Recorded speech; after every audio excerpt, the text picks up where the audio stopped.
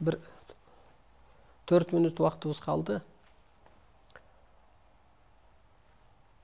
Bir 2 суроо жооп кылып коеюн. Жаман ойлордон, жаман адаттан кантип кутулса болот? Аябай жакшы суроо болчу. Бул менин башыман өткөн нерсе.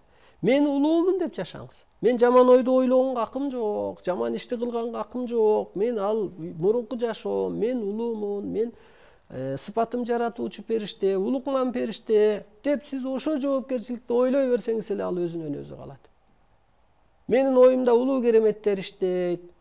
Мен ой менен башкаруучу улуу саясаттын ээсимин.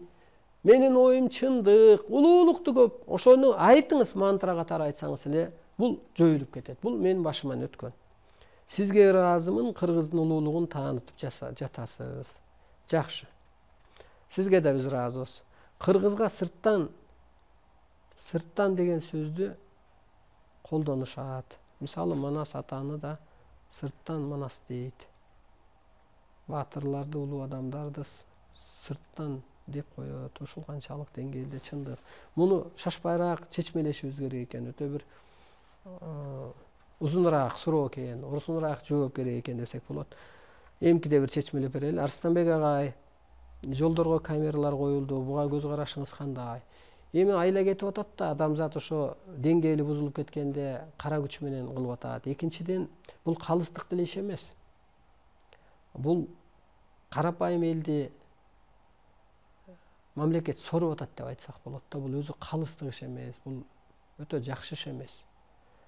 Мисалга мына бир айылда бир медсестер айлык алар, мугалимдер айлык алар, бир 10-20 60 бир айыл өкмөтүндө иштеген 5-10 киши айлык алат. Калган адамзат ошол канча 2000 айылда 30 000 25 000 өз жашоосун өзү кылып атат. Ошону эле мамлекет соруп алып аткан болуп атат да.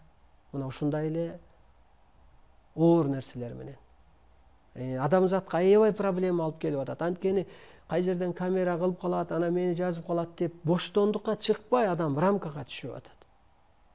Ошондуктан бул кыргызды тополоңго алып келип койчу бир башатпы деп да уйгулам да, бир кырынан кыжаалат кылып койчу. Биринчи шарт түзүш керек эле. Андан кийин ушул ишке барыш керек эле. Ишиңизге ийгилик. Сиз менен биз даватчылар сизге кол салабыз деп жатат. Биз сиз үчүн күрөшөбүз, бар болуңуз. Даватчылар бук жептир. Даватчылардын рахмат айтса болот бизге. Ошол даватчылар же диндегилер аң сезими артта калган адамдар деп айтсаңар, түшүнсөңүздөр, ошондо жаңылбайсыздар. Ошондуктан жана мамлекеттер чектеп атат. Кытай лагерь ачып атат. Ошо аң сезими артта калып кала берип дей берсе, адам бир мүнөзгө өтүш керек да. Кийин да кыргыз мамлекети ушул деңгээлге барат. Кадимкидей лагерь ачып, духовный, психологический центрларды ачып окутат аларды. Ошондуктан бул жөнүндө бир өткөөл мезгил, сизди ойготуучу, чыйратуучу эле бир нерсе. Урматтуу улуу журтум, бизге бөлүнгөн убакыт байыды. Бүгүн ушул жакшы сабак болду. Ушу табият менен гармонияга чыгып алыңыздар. Табияттын бир адал жери, табиятта бир арам жер калган жок, адамда бир адал жер калган жок. Ушу табиятка сүңгүп кирип бир адалдыкка өтүп алыңыздар. Табыгый жашоо менен жашаңыздар. Ушу унчукпастыкка өтүңүздөр.